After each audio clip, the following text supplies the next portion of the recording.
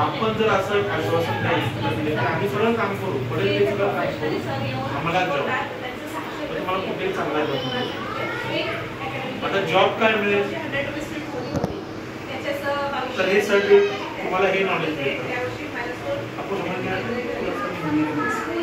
ये सर्टिफिकेट आपको ये नॉलेज देगा कि बच्चों से बात कैसे करना, मुलांबरोबर बोलायचं कसं, मुलांना बिझी कसं किंवा मुलांना कळवायचं कसं, असंच कळत मुलांना शिक्षण कसं द्यायचं.